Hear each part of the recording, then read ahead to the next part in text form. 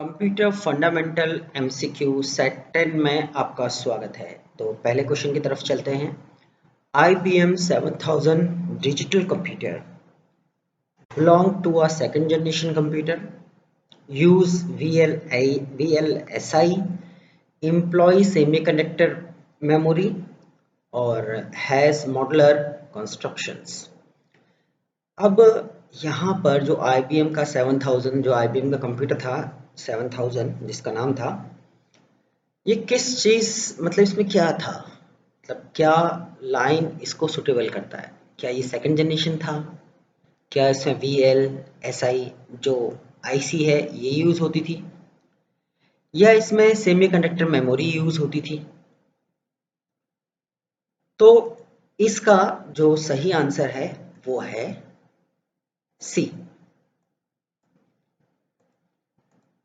अब इसका सी सही आंसर क्यों है, इस बात को भी समझने की कोशिश करते हैं। देखिए, IBM 7000 डिजिटल कंप्यूटर जो था, इसमें सेमीकंडक्टर मेमोरी का यूज करता था।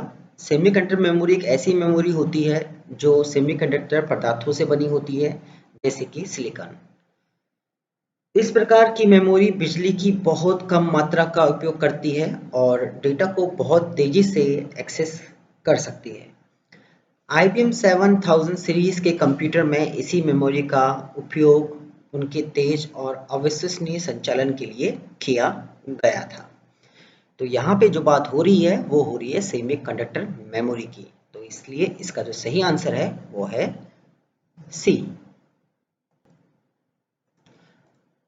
Question number 2, a proper definition of modern digital computer is।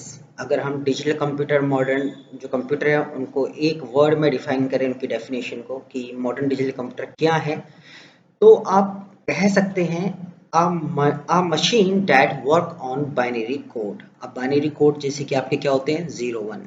तो आजकल के जो मॉडर्न कंप्यूटर हैं वो बेस्ड हैं बाइनरी लैंग्वेज, जिसकी वजह से वो बहुत फास्ट तरीके से काम कर पाती हैं। तो इसका सही आंसर है D, a machine that works on binary code। Question number 3, a modern electronic computer is a machine that is meant for। जो आजकल के जो मॉडर्न कंप्यूटर हैं बेसिकली वो किस चीज के लिए बने हैं। तो इसका जो सही आंसर है वो है बी। आजकल के मॉडर्न कंप्यूटर डेटा इनपुट करने के लिए, डेटा को ह्यूज कैपेसिटी में स्टोर करने के लिए, मैनिपुलेशन करने के लिए एंड आउटपुटिंग ऑफ डेटा, और उन डेटा से आउटपुट लेने के लिए आजकल के कंप्यूटर को स्पेशली डिजाइन किया गया है। तो इसका सही आंसर है बी।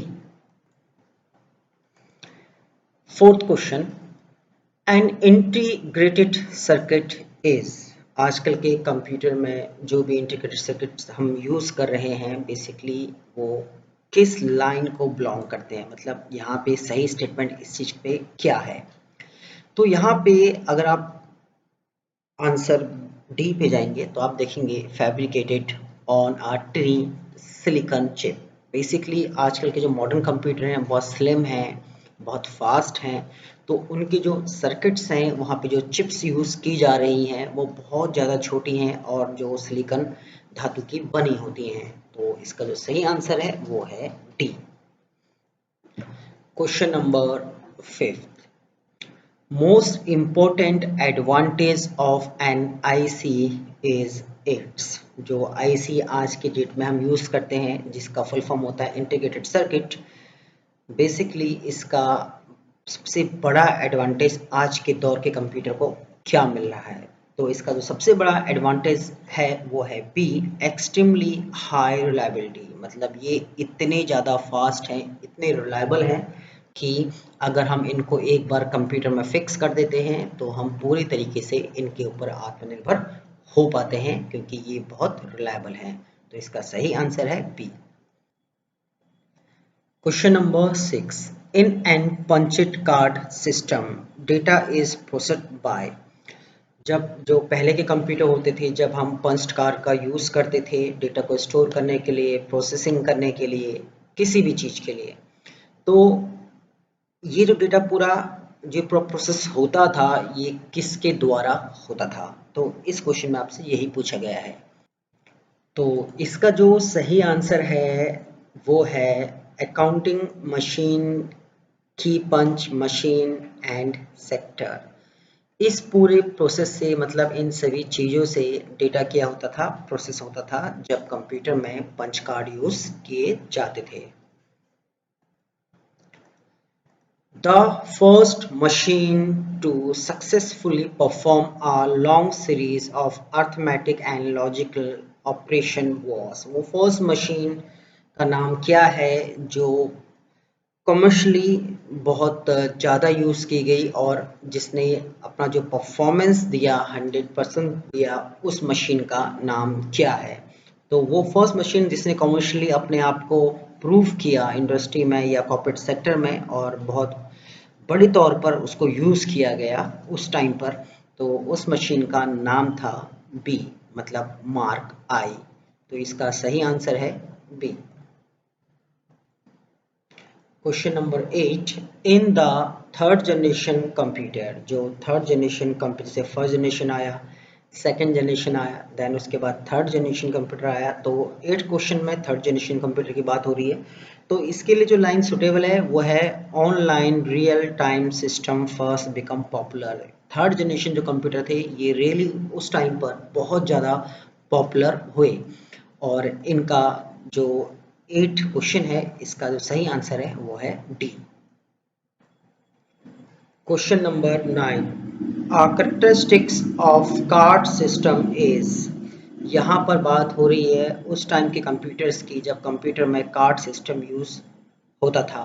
तो स्लो इन प्रोसेसिंग डेटा जो थे, स्लोनेस आप बोल सकते हैं कि जो फर्स्ट जनरेशन कंप्यूटर्स थे वो स्लो थे डेटा को प्रोसेसिंग करने में। यूजिंग कार्ड का यूज़ होता था डेटा को रिकॉर्ड करने में एंड ट्रांसमिशन मतलब ट्रांजैक्शंस करने में भी बहुत ज़्यादा स्लो था and needed are large DP staff. और बेसिकली इसमें बहुत ज़्यादा स्टाफ की जरूरत पड़ती थी क्योंकि जो फर्स्ट जनरेशन कंप्यूटर थे वो बहुत ज़्यादा बड़े होते थे, हैवी होते थे और बड़े और हैवी होने की वजह से उनको ऑपरेट करने के लिए भी स्टाफ ज़्यादा चाहिए था। तो जो जब जिस टाइम पर हम कार्ड सिस्टम का यूज़ करते थे तो ये तीनों लाइनें उस पर एकदम फिट बैठती हैं। तो इसका सही आंसर है D, all of the above. तो 9th क्वेश्चन का सही आंसर है ऑल ऑफ द एबव।